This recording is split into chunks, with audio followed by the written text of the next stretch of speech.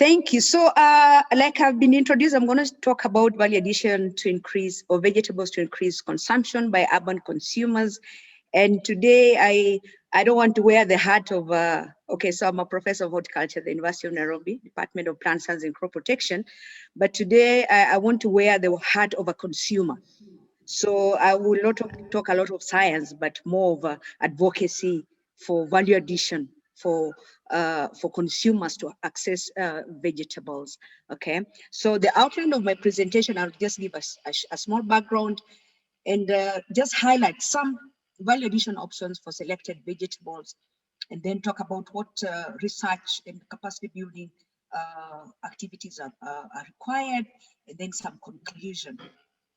So for the background, I think since yesterday we've heard about how vegetables, and especially African indigenous vegetables, are very nutritious, rich in vitamins, micronutrients, minerals, and other beneficial phytochemicals. But we are not consuming enough of these fruits and vegetables. Okay, so yesterday I had somebody quote, they gave a specific recommendation for World Health for vegetables is 240 grams per day. But for fruits and veggies, because sometimes we mix them, because we need 400 grams of fruits and veggies per day. But I don't know about Tanzania, but I know in Kenya, consumption of fruits and veggies is very low. So some report by the Ministry of Health of Kenya shows that only 2.5 million Kenyans out of a population of 40, over 40 consume the recommended amounts. So that is a very small percentage, less than 10%, about 2%. Okay, so really we need to encourage and promote consumption of vegetables and of course fruits. And I think it has even become even more important. We've seen during this COVID period, there's a continued encouragement for people to consume fruits and veggies as part of strategy to combat COVID. So we need strategy to increase consumption of these vegetables. So I'm just picking this slide here to show, this is actually, I got this from one of our queen of research in indigenous vegetables, Professor Abukusa. This is her paper. I'm sure the others that have come after. You can see, so for me, I'm talking about all fruits and all vegetables, yeah? But of course, this summit, there's an emphasis on African indigenous vegetables. So this slide, you can see how really nutritious our indigenous vegetables are. And you have highlighted the column where it shows the content of vitamin C in just 100 gram fresh weight of indigenous and exotic vegetables. So you can see if you compare the top part, which is the indigenous veggies, and the lower part, you can see how micronutrient, how nutrient dense our indigenous vegetables are. And you know, I've highlighted vitamin C because people have been encouraged to consume a lot of fruits and veggies to boost their immunity because of the importance of vitamin C in immunities, our immunity. And of course, people are even going to buy supplements to get their daily recommended allowance of vitamin C. But you can see if you consume enough vegetables, especially indigenous ones, you actually get more than enough of your RDA. So really indigenous vegetables are really important, and you have to find a way to promote their consumption. Now, why is consumption of fruits and vegetables very low? There are many factors, right? Lack of awareness of the nutritional benefits. So I think this is improving with time, and especially we know how this has been promoted. Right now the Ministry of Health and Ministry of Agriculture are working together to encourage people to consume vegetables as part of our strategy to combat COVID. So there's more awareness, but we have to do more so that people know why it is important to consume vegetables and fruits. So, and then of course there's the cost. Yeah, sometimes they say that fruits and veggies are for the rich. For urban consumers, the few people, you look at the cost of fruits and veggies. If you have a family of 5, it is costly. So you find some people actually don't consume because of the issue of cost. Then of course there's accessibility. Yeah, this is what I'm going to talk about a little bit more. Then there's social-cultural factors. Actually, you'll be surprised that some, I'm sorry to say this, men in the house, that some men actually think fruits and vegetables are for children.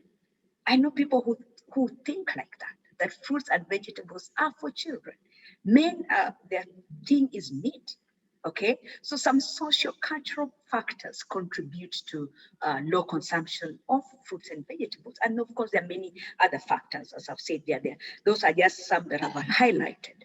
So actually, there's opportunity in value addition and of vegetables. What are the opportunities? Some of the opportunities I just picked up is the fact that the demand for fruits and vegetables is on the rise, as I've already mentioned. Then, of course, there's the rising middle class in our urban areas. People who do not have a lot of time to do shopping, to do the preps that are involved. And yesterday I had somebody say, one of the reasons we're not consuming African indigenous vegetables, there's a lot of time required to prep them, to prepare them, and then to cook them. So, you want the easier options. And I'll show you some of the easier options we go to, not because we want, but because that is what is available. Okay, so rising middle class are ready and willing to pay for convenience. Can we give them that convenience? Okay, and of course, the assumption is if we can create demand and increase consumption, this should trickle down to our rural farmers who produce these veggies. I know some people in Nairobi who actually say they get their vegetables from some village in Kisii, in Western. They're delivered every week by bus, So that is the kind of demand that is created. But convenience is what I'm looking for. That's what I'm advocating for. Okay, then of course for me, my area of interest and specialization is post-harvest management. So we're looking for how do we reduce losses in fruits and veggies. Data shows that 50% of fruits and veggies are wasted. So how do we minimize losses? So value addition actually gives that option. Whatever cannot be sold fresh can actually be, transformed into shelf-stable products. So then, instead of it ending in the garbage bin, it ends into something that can be used instead of being thrown. So that is an opportunity right there. Okay, so the big question for me is how can we encourage consumption of vegetables, especially the African indigenous vegetables in urban areas? We consume, but you're not consuming enough. Look at this. If you look at this slide, this data I picked from some publication, that on average, the rural dwellers consume four, African indigenous vegetables 4 times a week. For the urban dwellers, average twice a week. Meaning that, the rural dwellers are consuming more because they have better access compared to the urban dwellers. So if you look at on the top photo there, that is how we source before these veggies made their way to the supermarket. That's what you had to do. You had to create time during the week to go to in Nairobi, we're talking about to go to your Kangemi, to go to your Gikomba, to look for these African indigenous vegetables. So now they have made it has a, due to the campaigns and the work of some of our seniors like Professor Bukusa and others, we now have these veggies in our supermarket. That is good enough. It's good, but not good enough, because I still have to prep these veggies. I have to pluck them and do whatever I have to do to put them on my plate. So this is good enough. I have saved time that I have to drive to the market to bring the veggies. Now when I'm shopping for my milk and bread, I can go to the vegetables corner and pick my veg. That is good. It will improve, but it's still not good enough, right? So we need some value added, okay? I'm talking as a consumer. Yes, and I'm willing to pay for that convenience. So there are all kinds of value addition. Value addition doesn't just mean, now you're processing into juices or drying. Just plucking, just bunching, shredding, But then, of course, there are more other, value addition options that are there: pre-cooking, drying, packaging, and all that. Anything that you will make that vegetable more accessible and convenient for me, that is value added, right? So, like I said, vegetables are now readily available in urban supermarkets. But you see, if I buy, like I've said before, I'll still need to go and value add, right? I mean, not value add, process, like pluck them, cut them, do whatever it takes. And some people actually don't know how to cook these African indigenous vegetables. I've gone to restaurants where you find somebody, they have mixed spinach and cowpeas and managu and sageti all in one, and there's a mix there which you just eat because you know it is nutritious, but it's not delicious. So really, these are issues that affect consumption, right? So that is what you get with indigenous veggies. Now, when you go to the exotic vegetables corner, you will find this value. Okay, this is a photo from one of our supermarkets. You find they do all the value addition. They make for you pre-packs, ready to go. Yeah, fresh cut. They even go further to pre-cook them, blanch them, boil them, and package them this way. So for me, if I don't have time, I just go straight to the freezer and I get the peas or the carrots or this fresh, pre-cooked vegetable mix, and all I need to go do is thaw and fry. That is value added, and I'm willing, as a consumer, I may be willing to pay for that convenience. Okay, so this is what you find with indigenous vegetables. Okay, on the top slide, this is your mama mboga. In Nairobi, we call this mama mboga. I'm sure the same in Tanzania. I mean, there are this village. The mama mbogas who are cutting this, because even as a student, and I'm sure there are enough students in this audience, you hardly go to buy your skuma that is not cut. You want somebody has done it for you, because truth be told, many people don't have time to do the cutting. So that is there. You find the mama mbogas discovered this and they're doing it and people are paying for it. But you don't find this for indigenous veggies. Not quite often, right? So quite often, like for people like me, who may not have time to do your plucking of indigenous veggies, you buy and then you look for these mamas, these women on the roadside or somewhere near the market, and they pluck for you and you pick and you pay. But why can't we get this in the supermarket? So this is Sukuma Wiki, your cares. And this is the value that can be added to Sukuma Wiki. Of course, the first thing you get from Sukuma is bunch. That is already some value added, right? Then, if you go now to the supermarket where I do my grocery shopping, you can find shredded Sukuma Wiki right there at your top right corner. Now, that is the much value I can get so far. But there's more that can be done with Sukuma Wiki. For example, just like you saw in the previous slide, I said the peas and the carrots, they can pre-cook them, they can freeze them, then you just go thaw and fry. But in the supermarket, at least, I don't have to go to Mama Mboga to get my Sukuma Wiki. You can get your now they're shredding Sukuma Wiki, they're shredding spinach, but they can do more. You can blanch them, you can have them frozen. If you go to some of our supermarkets, we have dried Sukuma Wiki. Okay, so there are two options that are there that you find in, I don't know about Tanzania and other countries represented. Now you can find shredded Sukuma Wiki and you can find dried one, but these two are not there. But look at the value that is added. Now, usually the most common way Sukuma Wiki is sold is your batch. So there's a shredded. This is how much it costs in one. This is one of our outlets. There's no bland, there's no frozen, but there's dry. Now, if you look at how much value is added, just look at how that value is increasing from a bunch which then goes to about 80 shillings per kilogram to shredded. The value increases 5 times just by cutting. Okay, then you blanch, it increases 10 times. And then if you look at the price of dried vegetables, just look at the bunch in the dry, that is like 60 times. That is the value added. The same applies to cowpeas, okay? Now cowpeas, at least in the supermarket, now I can find shredded Sukuma Wiki. Cowpeas, nothing. If you go to the supermarket, you still find the bunch. That's why you saw in the slide I presented before, cowpeas is there in the supermarket, but no value addition just yet. I don't know about other countries, but no value addition just yet. But then what can be done with cowpeas? It can be plucked, it can be blanched. Now the best value you get with your cowpeas is what you find in the restaurant. And you can see how much it costs your cowpeas at the restaurant. Then of course in the supermarket, you can find the dried kunde. So that is again, just like Sukuma Wiki, you can find how the value goes up so much. So you see, for me, who cannot find the blanch or the shredded cowpeas in the supermarket, my best shot is to go to the restaurant and see that's how much I have to pay for the cowpeas. right? But if I found it blanched, I would buy it and go and make it my style in my house. But that is not available, right? So when you go to the exotic vegetable, now that is where you get spoiled for choice. And so you'll find in my house, most of the time I eat a lot of green French beans, I eat a lot of carrots. Not that they're bad, but that's the option that I have.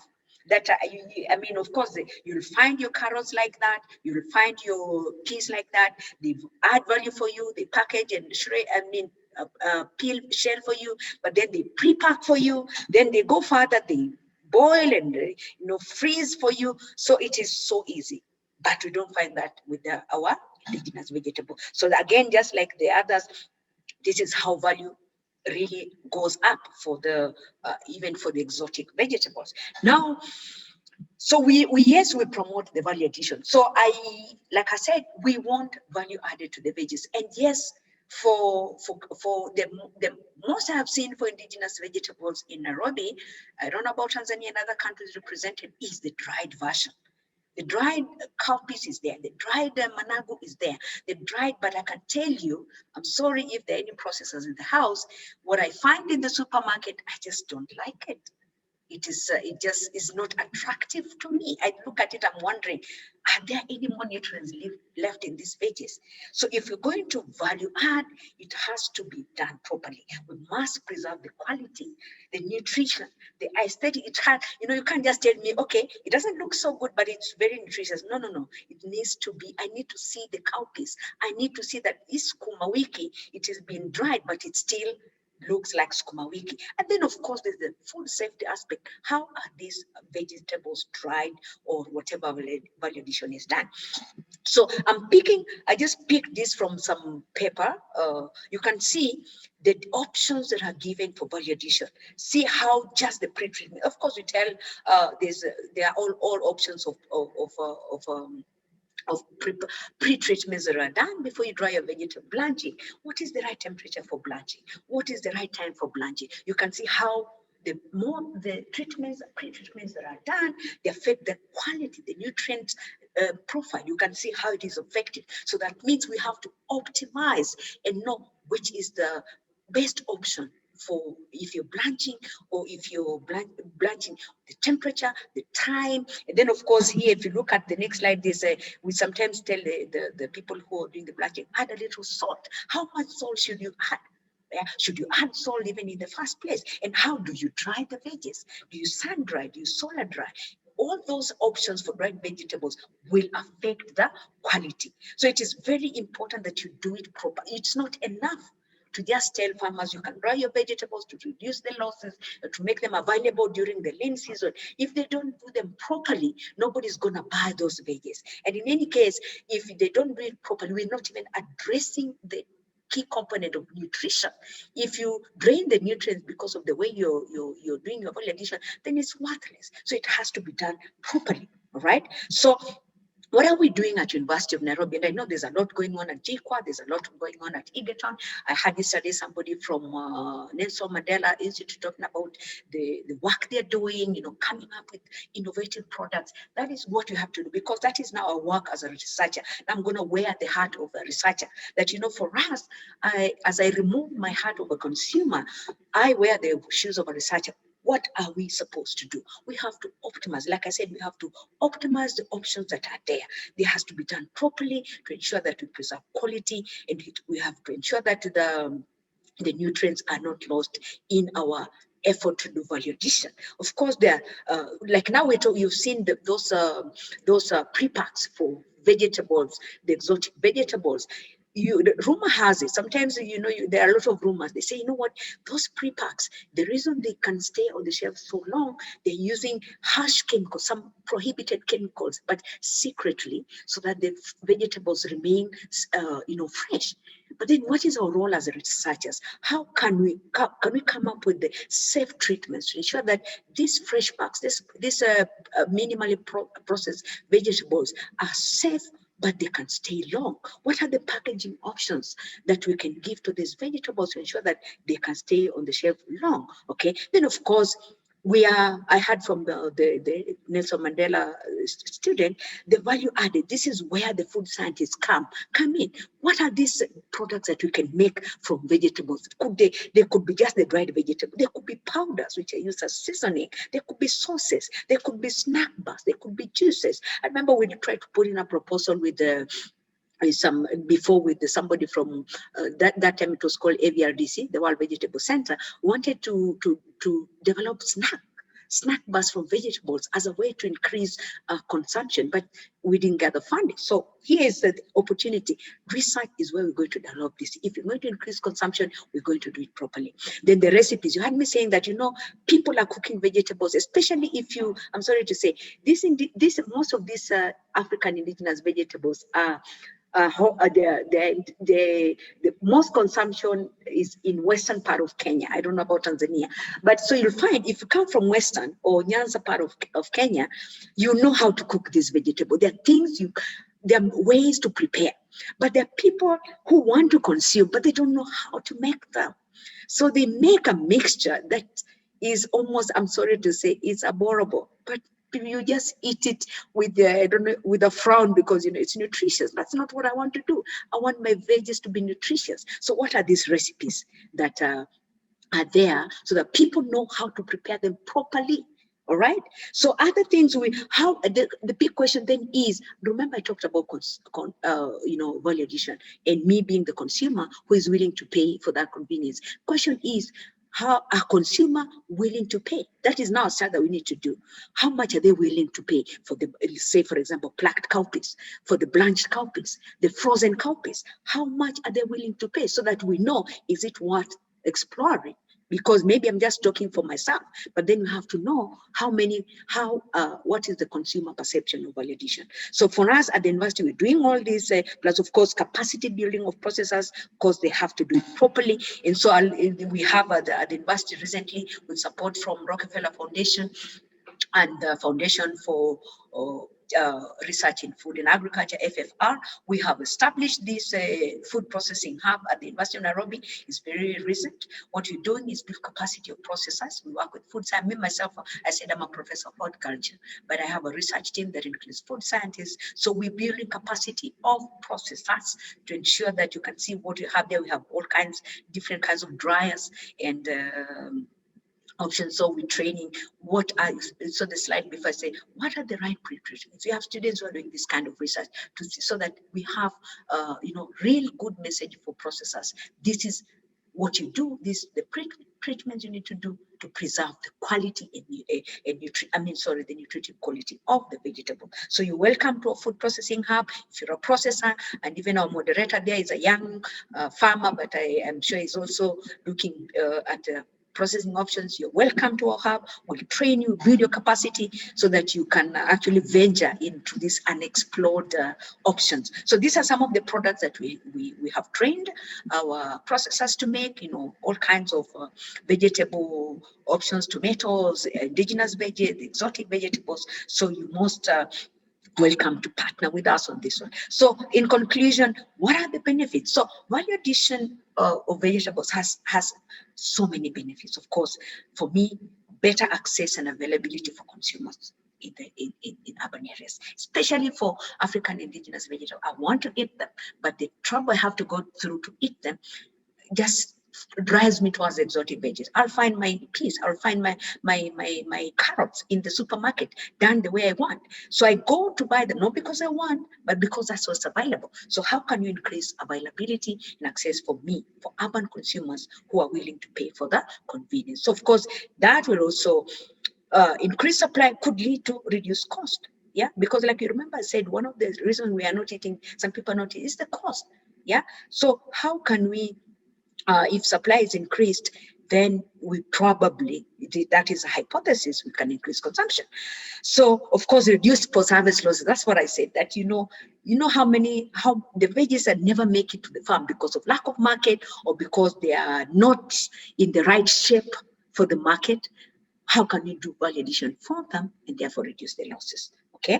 Then if you create demand, maybe, just maybe, we have better returns for smallholder farmers. That's a story for another day, because the smallholder farmers will tell you the middlemen are the one making money, them they're just growing The people making money are those who buy from them and then sell in the supermarkets at a high price. Then ultimately, improved nutrition for all, because we have to eat right, and vegetables and fruits are part of the mix.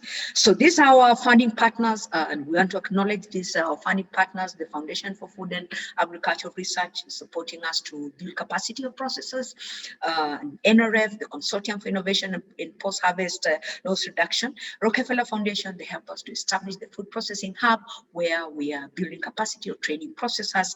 And then Jua Technologies is one of the innovators from the US. They've come up with an innovative tray for drying, especially for household. The small tray that you saw in one of my slides called the Dehyde tray, that is so cool for household, that if you can have that, you know what, you can dry your own veggies best way you can. Thank you so much for your attention. If you want to contact me, my contacts are at the bottom of the slide, and you can follow me on Twitter, Ambuko, at Ambuko. Thank you so much for your attention. Oh, give our hands. Now, Professor, don't go. Please don't go. No, okay. I'm not going. Okay, because you've just put a plate of my favorite meal, tilapia. I don't come, there's a region in my country where they eat more tilapia or more fish than where I come from. So when they see me eating fish, they're like, are you from that part of the country? I'm like, I'm a Kenyan, I can eat any food. We're going to take one question from the audience. There's one question. Please make your question brief and address it to the prof. Yes, thank you for a very good presentation. And I'm inspired by what you are doing, that you're building capacity and all that. But then I have one question. Here in Tanzania, the farmers, especially small farmers that grow these vegetables, experience different losses due to the decay of their vegetables. So my question is, how do you make sure that you empower these farmers and convince them to shift to processing of their vegetables or adding value to their vegetables so as to reduce the costs that they incur during production and all that? Thank you. All right. I will take one more question. One. And I want to be gender sensitive. Is there a gentleman? Just ladies. All right. One. Okay, you're the only one of the last one. All right. Gentlemen, you'll be next. Next present. Your question brief, please. Thank you for a very good presentation. My question is around the knowledge, which is one of the challenges you presented in the beginning of your presentation. So my question is, in order to increase this demand for traditional vegetables, I've also done a research and found that knowledge of these traditional vegetables with their benefits and nutritional aspects is very low. So is there anything that you're doing, or is there anything that you're advising to increase the knowledge about these traditional vegetables and their benefits so that we can pull the demand, and which will definitely push the supply? Thank you. All right, Prof, to you, if you can hammer those questions in 2 minutes, I'd appreciate. Thank you. Okay, so the first question about building capacity of the rural farmers. So, like I said at the beginning, this is just part. The value addition part is just part of the work that our research group is doing. So, in Kenya, for example, we have reached out to the farmers because I haven't even talked about the production part, because that has already that is a different space. But what we've done with, you realize that most of these farmers are really smallholder. Their production is very little. So even if I went to tell a smallholder farmer, you know what, do value addition, you know, you look at it, the volumes they produce is too little to warrant even investing in a dryer like the ones I showed. So what we have done as our research team, we are working with groups of farmers, right? So what we've done, we have this concept of zero loss centers. So we have like around 3 zero loss centers we've established with support from Rockefeller Foundation and the National Research Fund Kenya, where the farmers, first of all, who are organized in groups, they have storage. because one of the reasons we have a lot of losses is lack of cold storage. For example, if I'm a trader who is taking these vegetables to Nairobi, for example, it is so hard to get the little volumes from individual farmers scattered all over. Say you go to Western, it's not enough. I mean, it's not convenient. So how do we get these farmers, first of all, organized in groups where they can aggregate their little volumes so that a trader is able to access these veggies? Then in terms of value addition, if you cannot sell what you have aggregated as fresh produce, there's what we've done in the Zero Loss Center is to have facilities for value addition. So we have a tunnel dryer and this dehydrator that I talked about, and then for fruits we have a juice making plant, meaning if the produce is not sold, it can actually be value. And the value addition that we have done so far is only drying.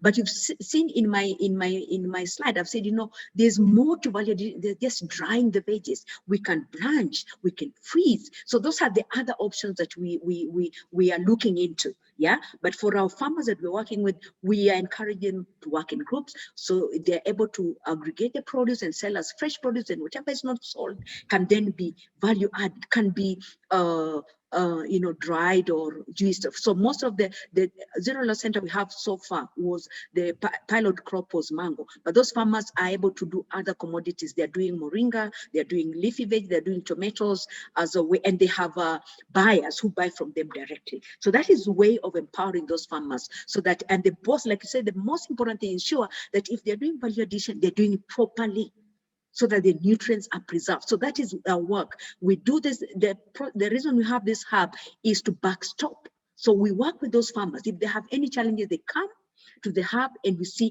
how to address their challenges. So, but we also go to them and see their issues so that we can address them from a research perspective. To the second question about awareness.